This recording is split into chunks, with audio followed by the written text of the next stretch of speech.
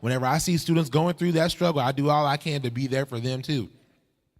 And before I move on, thinking about that, the way that the world is now, it's really sad, missionary. Whenever we do try to tell people things, it's almost like they've become so accustomed to people not caring that they act surprised whenever someone does care.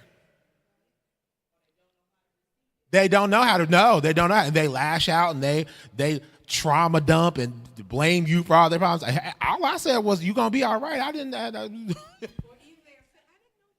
Right. They do. They act surprised because the world has become so cold. The world has become so selfish. We don't act like we care about nobody anymore. So we're going to talk about that. Let's go to Luke chapter 10. Luke chapter 10.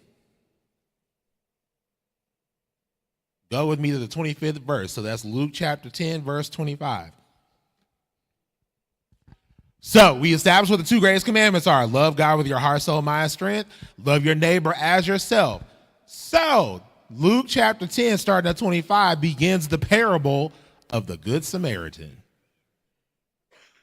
A familiar story, but it's one we haven't heard in a while. Like I said, I pray and I meditate. I'm like, what have we talked about? We haven't talked about this one in a minute. So let's bring it back to our remembrance. So, Luke chapter 10, starting at verse 25. I'm going to break it up a little bit, so I'm going to read.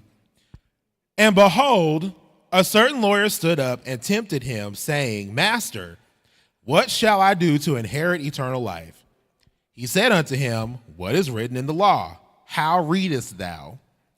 And he answering said, Thou shalt love the Lord thy God with all thy heart, with all thy soul, and with all thy strength, and with all thy mind, and thy neighbor as thyself. And he said unto him, Thou hast answered right. This do, and thou shalt live.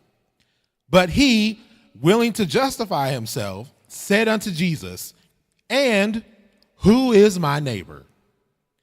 And Jesus answering said, A certain man went down from Jerusalem to Jericho, and fell among thieves, which stripped him of his raiment, and wounded him, and departed, leaving him half dead.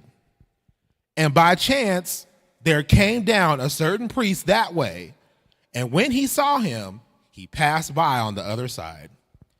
And likewise, a Levite, when he was at the place, came and looked on him, and passed by on the other side. All right, we're going to pause right there. So let's talk about what we just read. So there was this person, a certain lawyer that thought he was going to catch Jesus. They always trying to have a gotcha moment. I'm going to get you this time. I'm going to trick you this time. But see, they don't understand. Jesus was the Son of God. They're not going to see, you're not going to trick Jesus. So the lawyer said, well, what can I do to inherit eternal life? What must I do to go to heaven? How can I be saved? So Jesus said, well, how do you interpret the law? What do you think it says?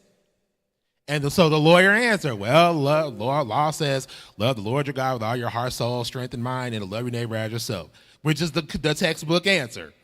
Then he thought he was going to catch him and say, who's my neighbor? Who is my neighbor? Is it the person I live next to? Because I don't live next to none of y'all, so are any of you my neighbor? I'm just saying that because I don't live in Pittsburgh. But no, is it the person that we live next to? Is it the person that we see every day? So Jesus, as he always did, talked to him in a story, and he said, listen, so there was a man that went from Jerusalem to Jericho. So let me break it down. There was a person going from Fort Scott to Pittsburgh. A Fort Scott Tiger was going down to Pittsburgh Dragonland. And lo and behold, on the way there, was that Farlington, Arcadia, that area right there? Some thieves jumped out onto the road